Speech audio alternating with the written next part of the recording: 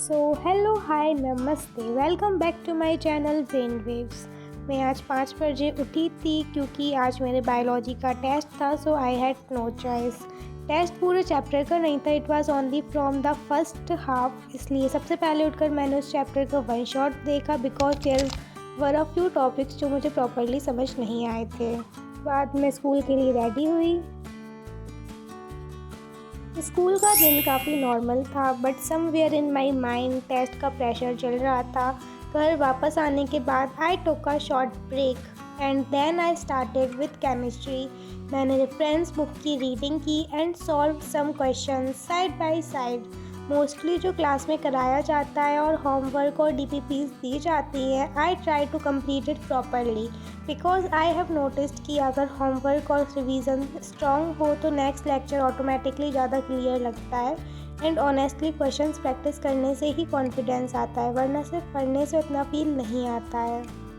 And physical chemistry में तो सबसे ज़्यादा प्रैक्टिस चाहिए होती है और जितना हो सके उतने क्वेश्चन सॉल्व करने चाहिए फ़िज़िकल केमिस्ट्री में, बिकॉज वो एक फ़िज़िक्स की तरह ही है और हमें उसे फ़िज़िक्स की तरह ही अप्रोच करना चाहिए।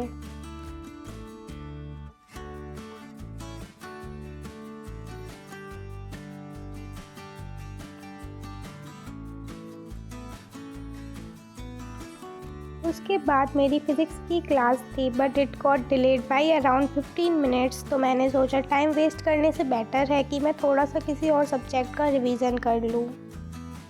On school days it's honestly very hard to manage everything. इतनी ज़्यादा सेल्फ स्टडी नहीं हो पाती है जितनी मैं चाहती हूँ, but still I try my best कि जो भी पढ़ा है उसका प्रॉपर रिवीजन हो जाए। एक्स्ट्रा ना हो पाए it's okay, at least consistency break नहीं होनी चाहिए।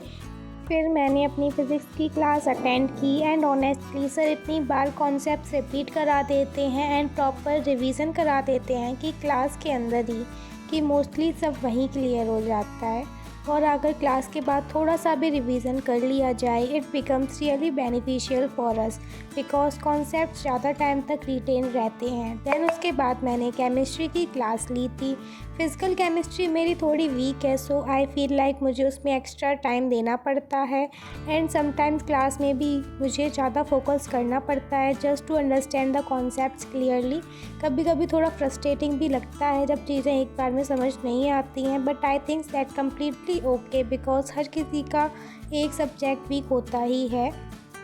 और मैं बस यही ट्राई कर रही हूँ कि मेरी कंसिस्टेंसी ब्रेक ना हो इवन ऑन द डेज जब मन नहीं होता या एनर्जी लो होती है। I still show up even if it's not my best and I feel like that's what actually make a difference over time. So yeah that was my day. मिलते हैं किसी नेक्स्ट व्लॉग में, तब तक के लिए बाय बाय।